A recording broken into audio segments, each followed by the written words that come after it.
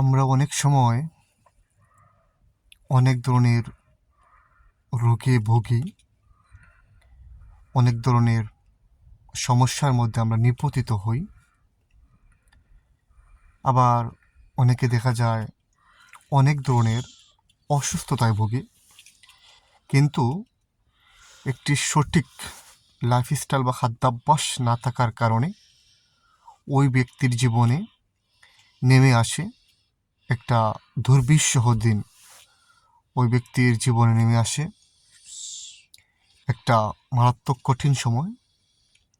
তার পরিবার এবং তার আশেপাশের যারা আছে সবাই এই সমস্যার সম্মুখীন হয়।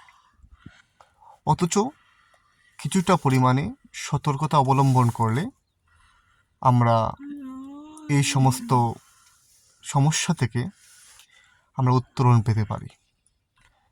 আজকে ঠিক তেমনই একটি জিনিস নিয়ে আমরা কথা বলবো। সেটা হচ্ছে, এখন পবিত্র রমাদান মাস চলছে। এই রমাদান মাসে দেখা যায়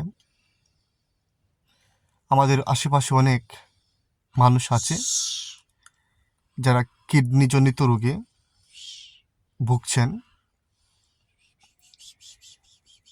এই কিডনিজনিত রোগে ভোগার অনেকগুলো কারণ রয়েছে। এই রমজানে সেটা আরও বেশি পরিমাণে হতে পারে।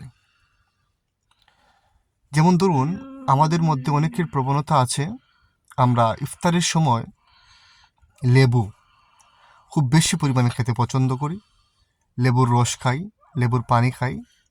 কিন্তু চিকিৎসা বিজ্ঞান বলছে এই ইফতারের সময় খালি পেটে এই লেবু বা লেবুর পানি আমরা যদি বেশি পরিমাণে খেয়ে ফেলি, তাহলে যারা কিডনিজনিত সমস্যায় ভুগছে তাদের জন্য এটা খুবই অ্যালার্মিং একটা বিষয়। আর তাদের কিডনিজনিত সমস্যা, তাদের কিডনির যে একটা সমস্যা, সমস্যাটাকে আরও বেশি পরিমাণে এই লেবু বা লেবুর শরবত এই জিনিসগুলা আরও বেশি পরিমাণে বাড়িয়ে দিতে পারে। সুতরাং যারা আপনারা কিডনিজনিত সমস্যায় ভুগছেন, আমি আপনাদেরকে পরামর্শ দেব, দয়া করে ইফতারের পর আপনারা লেবু অথবা লেবুর শরবত এই জিনিসটা অত্যাধিক পরিমাণে পান করবেন না। তাহলে আশা করা যায় আপনার যে কিডনির সমস্যা, সেই কিডনির সমস্যা কিছুটা হলেও আপনি লাঘব করতে পারবেন। আশা করি আপনারা বুঝতে পারছেন। সকলকে অসংখ্য ধন্যবাদ আমার ভিডিওটি দেখার জন্য। যদি ভিডিওটি আপনাদের সামান্যতম কিঞ্চিৎ কোনো উপকারে এসে থাকে বা আপনি কিছু হলেও জানতে পারেন, তাহলে অবশ্যই আমার চ্যানেলটাকে সাবস্ক্রাইব করে দেবেন, আমার পাশে থাকবেন। আসসালামু আলাইকুম ওয়া রাহমাতুল্লাহ।